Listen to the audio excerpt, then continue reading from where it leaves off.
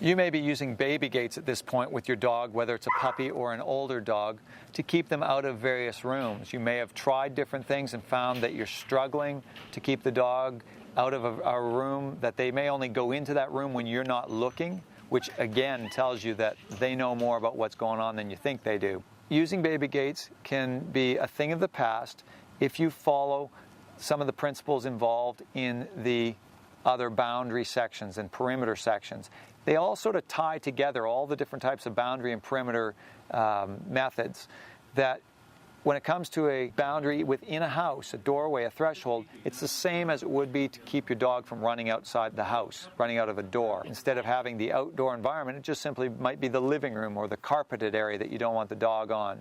So take your baby gate down, walk your dog up to the area they're not supposed to go with your training line and your training collar on. Have them stop as you say wait. If they step into the next room, snap them back firmly, tell them to wait. Walk away again, say, okay, let's go. Walk away, approach that area again a few times. Do this 2 or 3 times.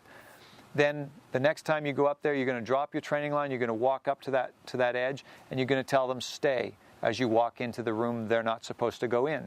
If they continue to follow you and walk in there because they want to, and this is the issue, not because they're confused, but because they just simply want to go in there and they want to try and test your system to see if they can get away with it, you would use the same method to correct the dog in this case as you would at any of the boundaries, where you take them up to the edge, you bump them back in the chest, and the dog will very quickly, you will find out that it'll happen quite quickly, that they will not go walking in that room.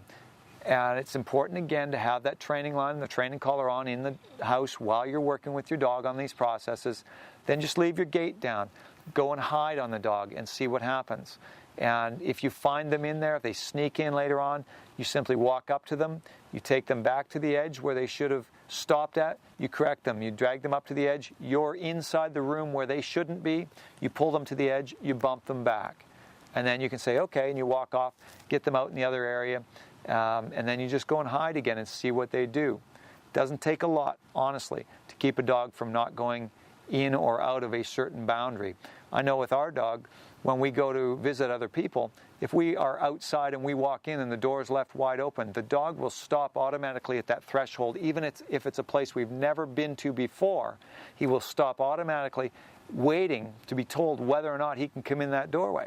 So they pick up on it pretty quickly once they understand that you're going to be strict about it. One of the great things about using boundary training within the house is that there are going to be rooms possibly in your house that the threshold walking into that room is way too big to have a baby gate up. And I've seen some people, I've gone into their houses where they've had this whole line of fencing strung up in their house, and it just looks really ugly. Use the methods that we've laid out here, and even in a wide threshold, your dog is going to understand it's not worth it to go wandering into that room even when there's no one around.